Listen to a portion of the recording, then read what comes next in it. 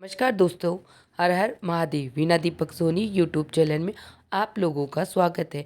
आज मैं आप लोगों को इस वीडियो के माध्यम से राधे राधे बोलने से क्या फ़ायदा होता है और राधा नाम की महिमा के बारे में और राधा रानी की महिमा के बारे में आप सब लोगों को बताऊंगी। तो आप वीडियो को प्रारंभ से लेकर अंत तक ध्यानपूर्वक सुनना, क्योंकि आधा अधूरा ज्ञान इंसान के लिए अच्छा नहीं होता। अब आपका समय बर्बाद नहीं करती हुई आप लोगों को बताती हूँ राधे नाम की महिमा के बारे में। समय की बात है, एक संत महात्मा जी गांव के निकट आश्रम में भागवत जी की साप्ताहिक कथा कह रहे थे। तीसरे दिन के वृतांत में वह कथा करते हुए बताने लगे, अनेक प्रकार के लोग जो पाप कर्म करते हैं उन्हें अनेक प्रकार के नरक में जाना पड़ता है, लेकिन एक उपाय है जिसके द्वारा आप नरक में जाने से बच सकते हैं। कोई एक बार सच्चे हृदय से राधा नाम पुकार लेता तो वह नरक में नहीं जाता। एक सेठ जी रोज आकर सत्संग सुना करते थे। सत्संग समाप्ति के पश्चात वह संत जी के चरणों में आकर पड़े और जोर जोर से रोने लगे। संत जी ने कहा, अरे सेठ जी, क्यों रो रहे हो आप? तुम्हारा मन उदास क्यों है? सेठ जी रोते हुए कहने लगे, भगवान, आपकी कृपा से मुझे सब कुछ प्राप्त है, पर मेरे मन को एक बड़ी चिंता सताती है। संत जी कहने लगे, कहिए कौन सी चिंता आपको सताती है? सेठ जी ने कहने लगे, आज आपने भागवत कथा में नरक का वर्णन किया और वर्णन करते हुए बताया कि जीवों को अनेक पापों से नरक की प्राप्ति होती है, लेकिन एक उपाय है जिसके द्वारा नरक में जाने से बचा जा सकता है। तो प्रभु, मैं तो आपकी शरण में हूँ, रोज सत्संग सुनने आता हूँ, पर मेरे मन में तो यह विश्वास है आप सत्संगों संतों की कृपा से, भगवत की कृपा से मेरा उद्धार हो ही जाएगा। लेकिन मेरा एक छोटा भाई है जिसकी उम्र 50 साल है। वह ना तो सत्संग में जाता है, न परमात्मा पर विश्वास करता है, न ही प्रभु का नाम सुमरन करता है। उसका उद्धार किस प्रकार होगा? मुझे उसकी बड़ी ही चिंता सताती है। मैं उसे बहुत बार समझाने का प्रयास भी करता हूँ, इस संसार के काम हो तो होते ही रहेंगे, तू भगवान के नाम का स्मरण किया करो। तब वह कहता है, ऐसा करने से कुछ नहीं होता, तुम भी मत क्या करो। मैं जितना आस्तिक हूँ प्रभु के प्रति, जितनी मेरी आस्था है, वह उतना ही कट्टर अनिश्वरवादी है। अर्थात वह ना तो भगवान को मानता है और नास्तिक इंसान है वो। जी ने कहा, क्यों चिंता करते हो, एक दिन उसका भी उद्धार हो ही जाएगा। सेठ जी रोते हुए कहने लगे, हे भगवान, उसका उद्धार कब होगा?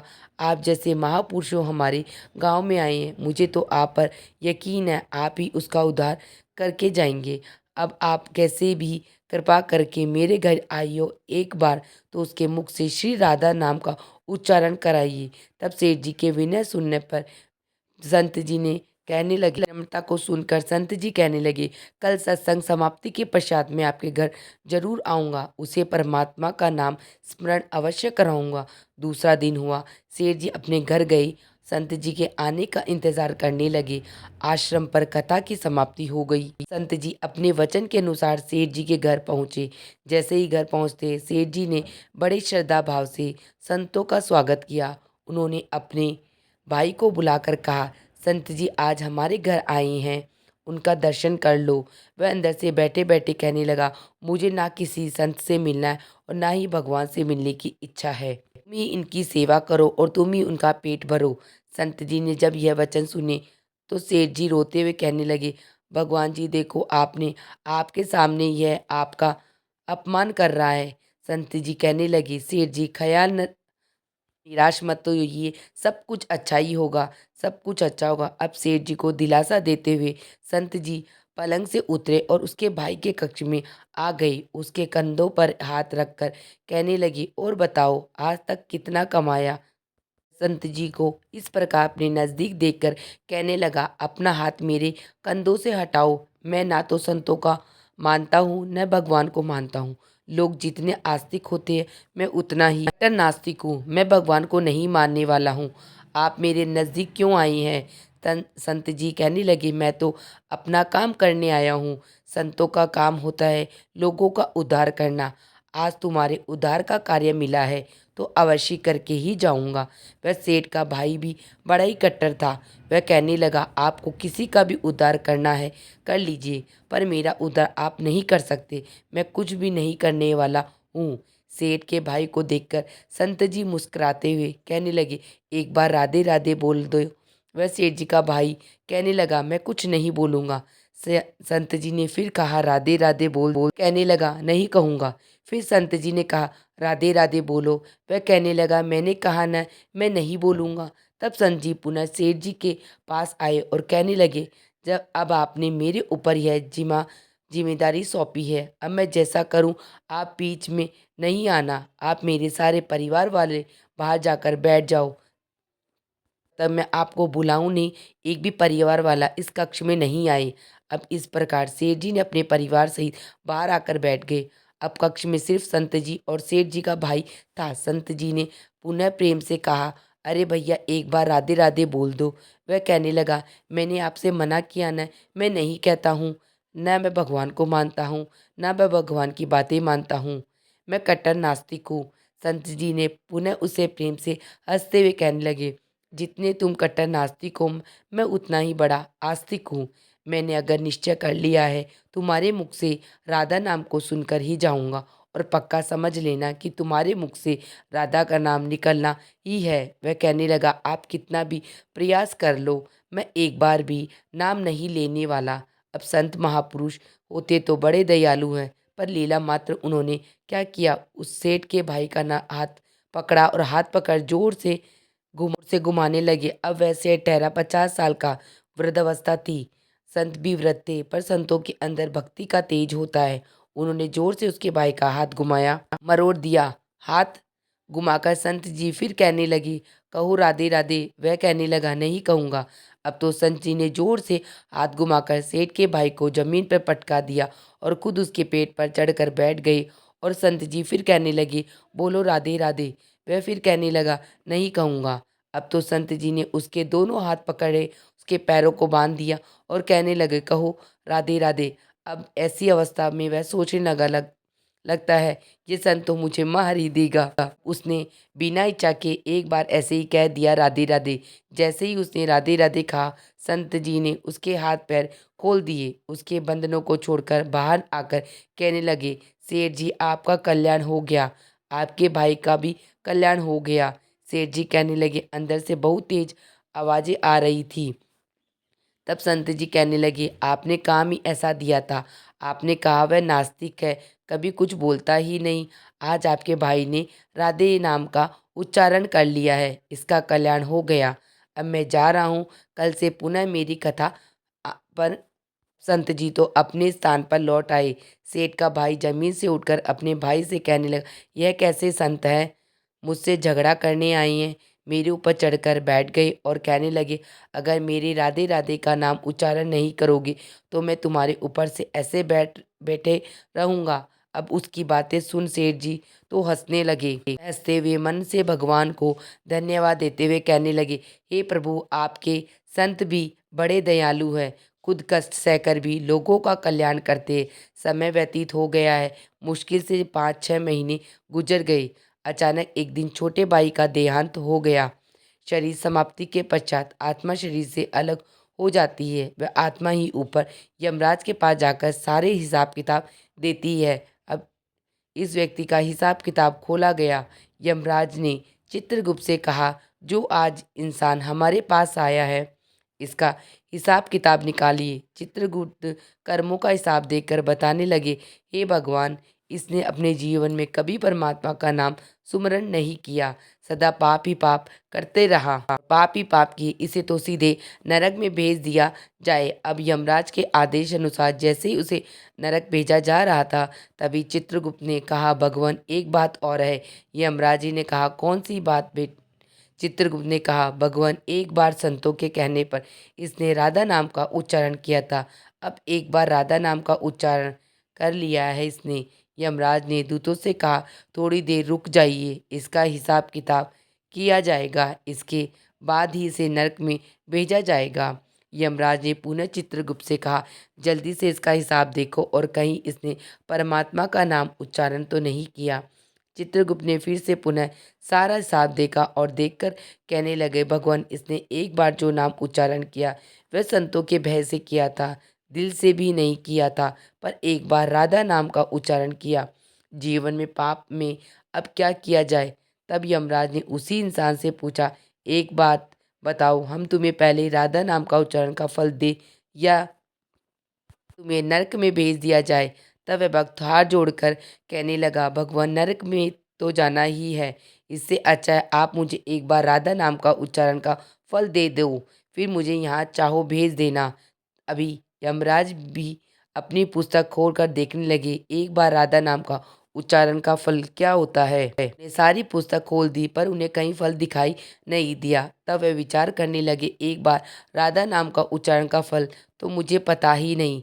तब वे अपनी शंका के निवारण करने के लिए उस भक्त को अपने साथ लेकर स्वर्गलोक में आ गए। स्वर्ग में आकर यमराज ने इंद्रदेव से कहा, हे इंद्रदेव, मुझे बताइए एक बार राधा नाम का उच्चारण करने का क्या फल है। तब इंद्रदेव ने बहुत प्रयास किया पर उन्हें भी इसका फल पता नहीं चला। तब वह सब देवता मिलकर ब्रह्मदेव के पास गए। ब्रह्मदेव ने जब उन सबको देखा तब ब्रह्मदेव ने उनसे कहने लगे, यह आपके साथ इंसान कौन है। तब इंद्र कहने लगे, भगवान, इसने एक बार राधा नाम का उच्चारण किया है, बाकी सारा जीवन इसने पाप कर्म किए हैं। हमें तो पता नहीं कि एक बार राधा नाम का उच्चारण करने से कौन सा फल मिलता है, इसलिए हम आपके पास आए हैं। तब ब्रह्मा जी ने बड़ा प्रयास किया, राधा नाम का उच्चारण का फल क्या है। ब्रह्मदेव को भी राधा नाम के उच्चारण का फल पता नहीं चला। तब ब्रह्मदेव ने कहने लगे, हम सब मिलकर इसे अपने साथ लेकर भगवान शंकर जी के पास चलते हैं। तब वह भगवान शंकर जी के पास गए। भगवान शंकर जी ने प्रार्थना करने कर कहने लगे, हे महादेव, इस इंसान ने सारा जीवन तो पाप कर्म किए, बस एक बार इसने संतों के कहने पर राधा नाम का उच्चारण किया है। अब आप ही बताइए कि एक बार राधा नाम का उच्चारण करने से कौन से पुण्य या फल की प्राप्ति होती है। महादेव ने कहा, ने बड़ा प्रयास किया पर वह भी राधा नाम की महिमा को बता नहीं सके। तब शंकर जी कहने लगे, हमें अपने भगवान श्री कृष्ण के पास ही चलना पड़ेगा, क्योंकि वही राधा नाम के तत्व को जानते हैं, महत्व को जानते हैं। ऐसा सोचकर सभी देवी देवता भगवान शंकर के साथ मिलकर उस इंसान की आत्मा को लेकर भगवान श्री कृष्ण के गोलोक धाम में पहुँचे। गोलोक धाम में भगवान श्री कृष्ण राधा जी के साथ अपने आसन पर विराजमान थे। तब भगवान श्री कृष्ण ने सब देवी देवताओं का सम्मान किया और उनसे पूछा, आज अचानक से आने का क्या कारण है। तब भगवान शंकर हाथ जोड़कर कहने लगे, हे भगवान, यह इंसान इसे धरती से लाया गया है, इसने अपने जीवन में अनेक पाप कर्म किए। एक बार इसने राधा नाम का उच्चारण किया था। यमराज जी ने पता न कर सके कि राधे नाम का एक बार उच्चारण करने से कौन से फल या पुण्य की प्राप्ति होती है। तब वह इसकी जानकारी लेने के लिए इसके साथ इंद्र जी के साथ स्वर्ग में आए थे। फिर स्वर्ग से होते हुए ब्रह्मलोक आए। फिर ब्रह्मलोक से होते हुए ये मेरे पास पहुँचे। अब मैं इन सबको अपने साथ आपके पास लेकर आया हूँ। अब आप ही बताइए, एक बार राधा नाम का उच्चारण करने से कौन से पुण्य या फल की प्राप्ति हो सकती है। तब इस प्रकार बातें चल रही थी। तब श्री कृष्ण के पास बैठी राधा रानी बड़े जोर से हंसने लगी। तब श्री कृष्ण ने कहा, हे राधिका, क्यों हंस रही हो आप। राधिका कहने लगी, हे भगवान, ये अभी तक राधा नाम का महत्व समझ ही नहीं सके।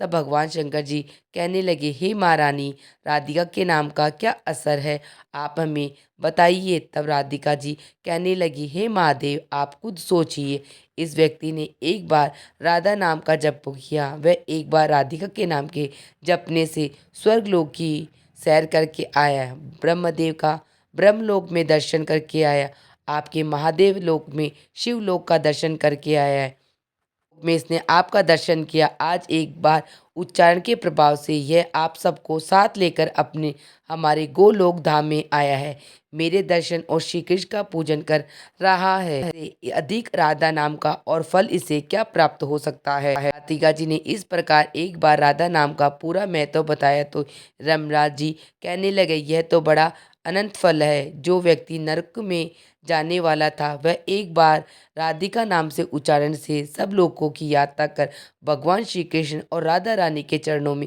उपस्थित हो गया। इससे अधिक और फल और क्या हो सकता है।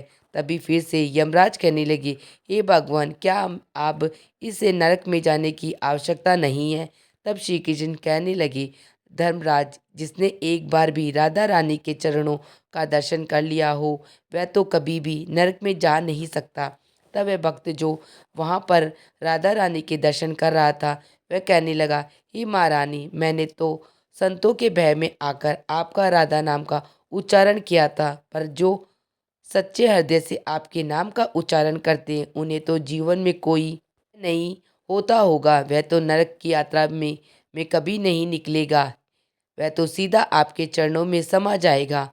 तो इतना महत्व है एक बार राधा नाम के उच्चारण का है। तो जो सच्चे हृदय से जो एक बार इस प्रकार कहे कि राधे राधे श्याम मिला दे, तो राधा नाम का उच्चारण करते ही परमात्मा का साक्षात दर्शन हो जाता है। का जो भी व्यक्ति सच्चे मन से निष्ठा और श्रद्धा भाव से राधे राधे नाम बोल देता है उसे सभी कष्ट दूर हो जाते हैं और उसे अंत समय में स्वर्ग लोक की प्राप्ति हो जाती है और उसके सारे पाप कष्ट दूर हो जाते हैं। इसीलिए आप लोगों को मेरी वीडियो पसंद आई तो कमेंट में राधे राधे लिखकर मुझे ज़रूर बताना।